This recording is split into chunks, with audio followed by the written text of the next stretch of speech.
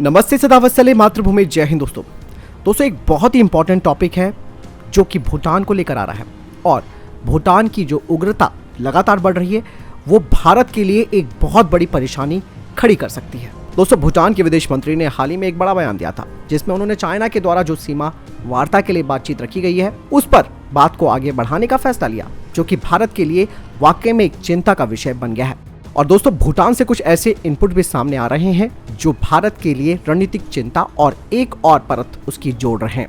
दोस्तों भूटान के साथ जो भारत की प्रोफाइल है वो सिलीगुड़ी कॉरिडोर को लेकर है और भारत और भूटान का ये जो संयुक्त भूगोल है यानी कि जियोग्राफी है, इसी की वजह से पश्चिम और साथ ही पूर्व से चुंबी घाटी तक भारत का प्रभावी प्रभुत्व है। और एक बार जब चीन और भूटान के बीच सीमा विवाद का समाधान हो जाएगा, जो कि दोस्तों चीन की मांगों के अनुसार होगा, इससे दोस्तों ये जो चुंबी घाटी है वो चीन के लिए चौड़ी हो जाएगी। उसके बाद भूटान का जो इंटरफेरेंस है यानी कि उनका हस्तक्षेप है वो यहाँ पर बंद हो जाएगा और चुंबी घाटी दोस्तों एक और सबसे शक्तिशाली खतरा उभर कर भारत के सामने आ जाएगा और ये हमारे सिलीगुड़ी कॉरिडोर के लिए ठीक नहीं होगा। भारत हर स्तर पर भूटान का समर्थन करता रहा है। भूटान के सशस्त्र बलों को भारत प्रशिक्षित करता है, उनके लिए बाकायदा प्रशिक्षण आयोजित भी किए जाते हैं।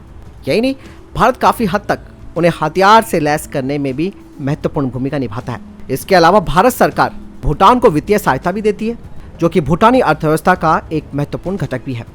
दोस्तों जब से भूटान की सरकार ने एक लोकतांत्रिक रवैये को अपनाया है तब से उसके रवैये में बदलाव आना शुरू हो गया है, जो कि स्वाभाविक भी है। लेकिन दोस्तों तभी से चाइना के राजनीतिक संबंध भी यहाँ पर स्थापित किए गए हैं और सीमा विवाद के मुद्दे को हल करने के लिए भूटानी सरकार को वो लुभावने और कई तरीके के जो प्रयास हैं वो कर रहे हैं। दरअसल दोस्तों भूटान और चीन के बीच जो सीमा विवाद है वो एक ऐतिहासिक विवाद माना जाता है और चीन दोस्तों भूटान के पश्चिमी और उत्तरी सीमाओं पर दावा करता है। और जब इस पर लंबे समय से बातचीत चल रही थी तो तभी चाइना ने 2020 में भूटान में एक और सीमा विवाद पैदा कर दिया, जो कि सक्तेंग वन्यजीव अभ्यारण्य पर दावा करना है।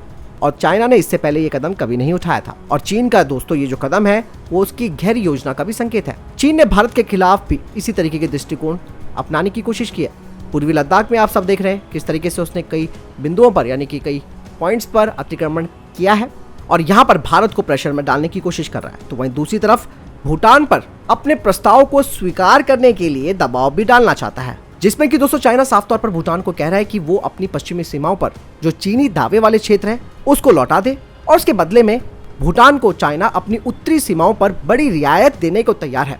दूसरी ओर दोस्तों चाइना अरुणाचल प्रदेश में भी इसी तरीके के आक्रामक इरादे के लिए भारत पर दबाव बनाना चाहता है, जिसमें कि तवांग एक मुख्य पॉइंट है चाइना का। और ये जो भूटान का सक्तेंग अभ्यारण्य क्षेत्र है वो अगर चाइना को मिल जाता है तो चाइना को तवांग सेक्टर में अपने ऑपरेशंस को शुरू करने में एक बड़ा लाभ मिल सकता है। और यहाँ पर दोस्तों चाइना भारत और भूटान की जो दोस्ती है उसमें दरार पैदा करने का पूरा प्रयास कर रहा है ताकि वो यहाँ पर एक रणनीतिक खेल खेल सके। जहाँ तक बात अगर सक्तेंग अभ्यारण्य की है, अगर इसे विचार विमर्श में शामिल नहीं भी किया जाता तो चाइना और भूटान के बीच विवाद के 3 प्रमुख क्षेत्र हैं, जिनमें भूटान की उत्तरी सीमाओं पर पासामलुंगा और जकारलुंग और भूटान की पश्चिमी सीमाओं पर डोकलाम शामिल है। यानी कि ये 3 पॉइंट्स और हैं और अगर भूटान इन तीनों मामलों को भी चाइना के हिसाब से रिजॉल्व करता है तो ये भारत के लिए अच्छी बात नहीं होगी, जिससे कि भारत और भूटान के बीच वाकई में एक दरार भी पैदा हो सकती है। और डोकलाम की तो अगर बात भी की जाए तो आपने देखा होगा 2017 में भारत ने चाइना का सामना करने के लिए अपने सैनिकों की ताकत वहां पर झोंक दी थी और यहाँ पर भी दोस्तों कंडीशन पूरी तरीके से लड़ाई वाली हो गई थी, लेकिन कूटनीतिक रास्ते से और राजनीतिक वार्ताओं के माध्यम से इसे रोक दिया गया। यहाँ पर एक बात और मैं आपको बताना चाहूंगा कि दोस्तों चाइना ने 14 में से 12 देशों के साथ अपने सीमा मुद्दों को सुलझा दिया है, जिनके साथ वो अपने बॉर्डर को शेयर करता है यानी कि भूमि सीमा को साझा करता है। लेकिन उसने भारत और भूटान के साथ अभी भी अपना आक्रामक रवैया अपनाया हुआ है। इसलिए दोस्तों अब भारत भूटान संबंधों को फिर से रिवाइव करने की जरूरत है, फिर से देखने की जरूरत है। भूटान में जिस तरीके से मैंने आपको बताया कि लोकतांत्रिक सरकार बनी हुई है, तो यहाँ पर चाइना अपने कर्ज के जाल या फिर अन्य ऐसी लुभावनी योजनाएं हैं जिन्हें देकर भूटान को अपने पक्ष में करवा सकता है। बाकायदा वो जिस तरीके से उत्तरी सीमाओं पर बड़ी रियायतें देने के लिए तैयार है ताकि भूटान का जो मन है वो ललचा जाए। यहाँ पे दोस्तों एक बात और मैं आपको बताना चाहूंगा, जब 15 अगस्त 1947 को भारतीय स्वतंत्रता के समय ब्रिटिश भारत यानी कि ब्रिटिश इंडिया और भूटान के आपसी संबंध काफी करीब थे। हालांकि भारत को भूटान को उसी दिन स्वतंत्र भारत का हिस्सा बना देना चाहिए था। लेकिन अगर भूटान के लोग इसे स्वीकार करने को तैयार हैं तो इस पर बातचीत अब भी की जा सकती है और इसमें भाग लेने की इच्छा रखने वाली आबादी समाज में लोकतांत्रिक मूल्यों के विकास के लिए भी जरूरी है। इससे भारत को दोस्तों एक बड़ा फायदा मिलेगा, ताकि भारत एक उच्च स्तर की रणनीति बना सकता है, क्योंकि ये भारत के लिए सुरक्षा के लिहाज से बेहद जरूरी है। क्योंकि दोस्तों इन अंग्रेजों ने भारत को न केवल औपनिवेशिक प्रथाएं विरासत में दी, बल्कि हमारी सोच को भी ब्रिटिश विचारधारा के साथ जोड़ दिया गया, जिसमें कि भारत और चाइना के बीच भूटान को एक बफर स्टेट के रूप में रखा गया, जिसका कारण ये था कि इससे भारत अधिक सुरक्षित महसूस कर सकता है। वहीं नेपाल, सिक्किम और भूटान हमारे और चीन के कब्जे वाले तिब्बत के बीच सैंडविच होने से भी भारत को राजनीतिक संतुष्टि मिली है। हमने सिक्किम को 22वें भारतीय राज्य के रूप में एकीकृत किया। वक्त दोस्तों बदल चुका है। भारत को अब इस ब्रिटिश भारत की बफरिंग मानसिकता को पीछे छोड़ना होगा और एक मुखर भारत को अपनी सीमाओं की रक्षा करनी होगी, चाहे विरोधी कोई भी हो।